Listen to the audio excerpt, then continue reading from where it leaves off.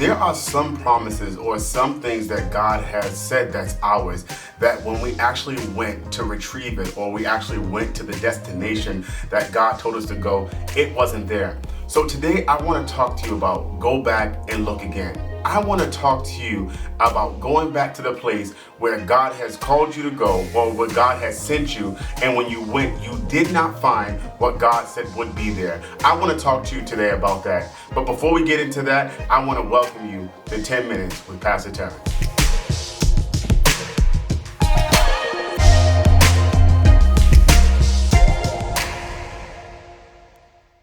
Now, the scripture today I'll be coming from is 1 Kings 18:41 through 46.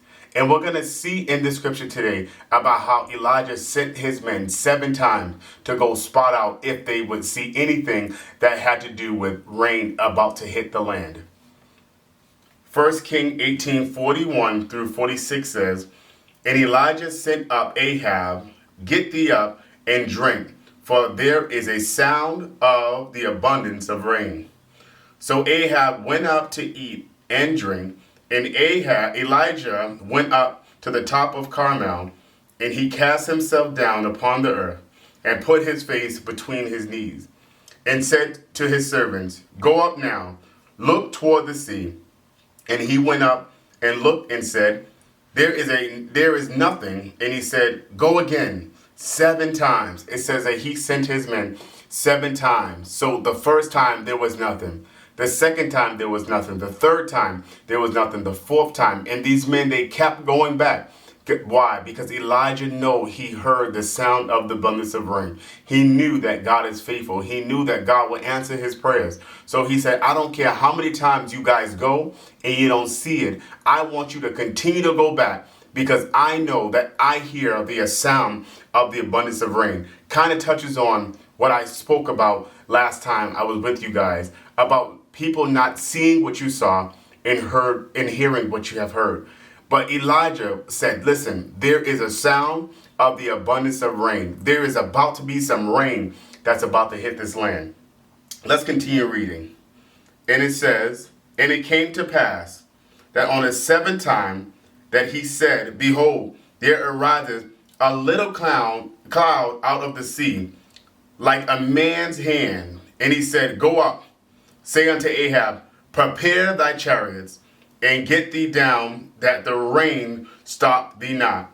45 says, And it came to pass in the meanwhile that the heavens was black with clouds and wind, and there was a great rain, and Ahab rode and went to Jezreel. 46 says, And the hand of the Lord was on Elijah, and he girded up his loins and ran before Ahab to the entrance of Jezreel.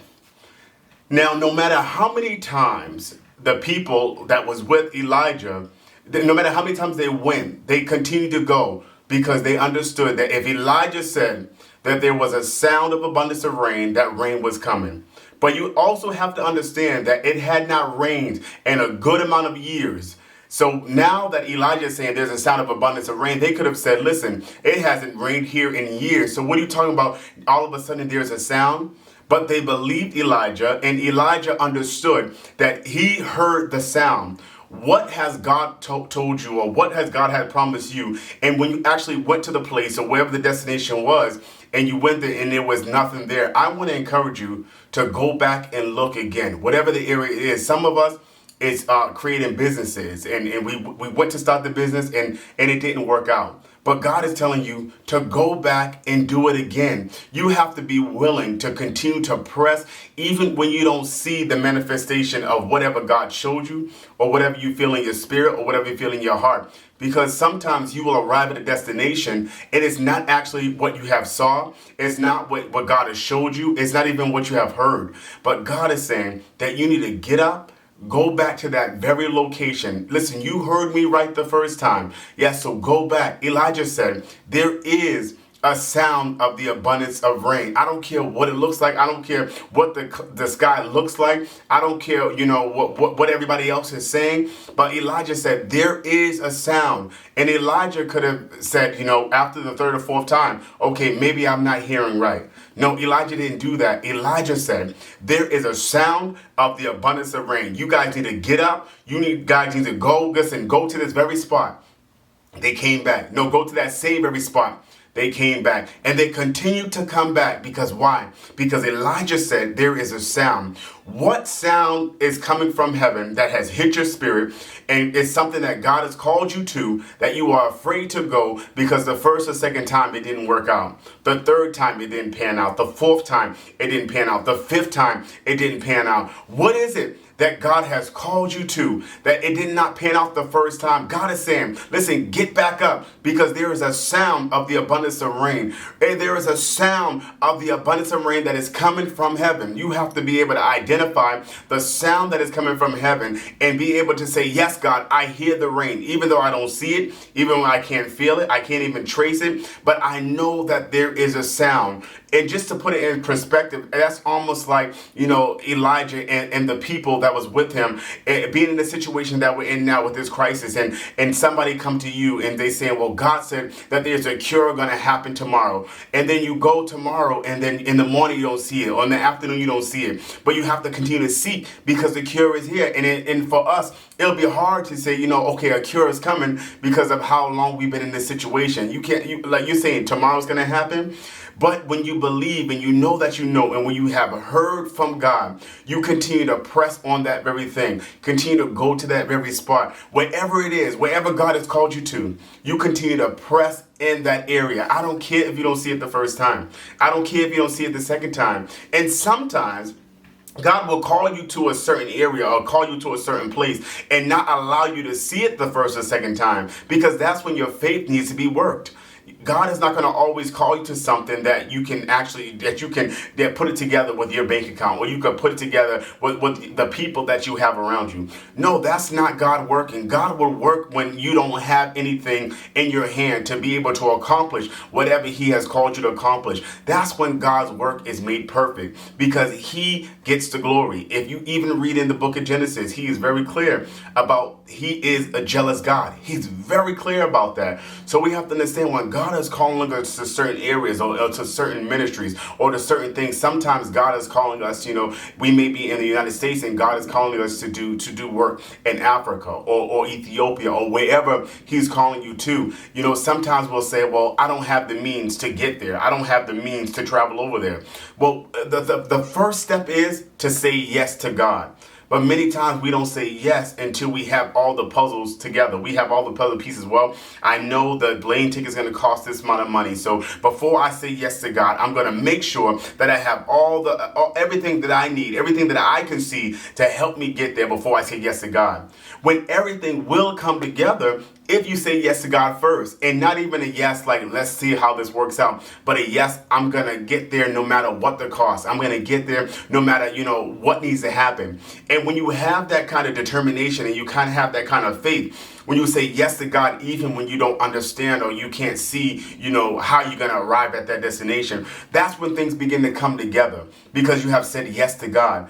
I want you to stop saying yes to God after you have already figured it out, or you have put everything together in your mind, and that's when you say yes to God. From today forward, I want you to say yes to God even when you don't understand it, even when you can't even trace him at times. Say yes, because as Elijah said, there is a sound of abundance of rain. But are you listening? Are you actually listening to see and to hear what is coming from heaven?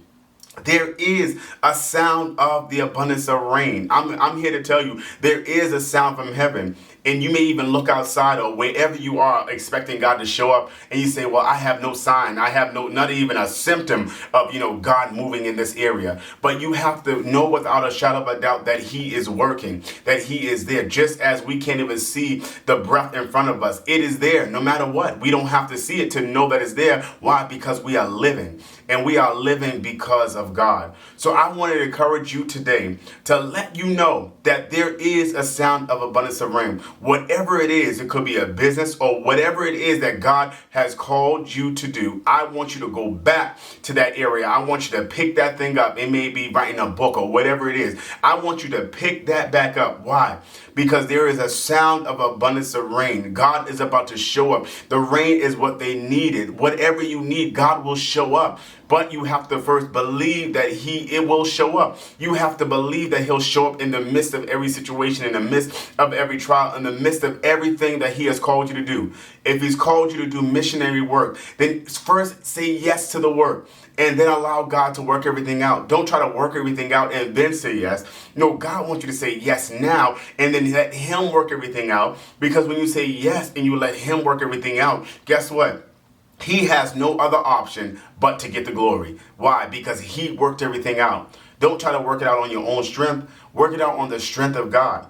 And when you work things out on the strength of God, you will begin to see him at work in your life. You will begin to see him begin to move mountains. You will be able to see him manifest himself in your life. Listen, this is Pastor Tarrance, and I want to encourage you to continue to watch these videos and to encourage you to go back and look again. God bless you. And until we meet again, stay with God, and he will certainly stay with you.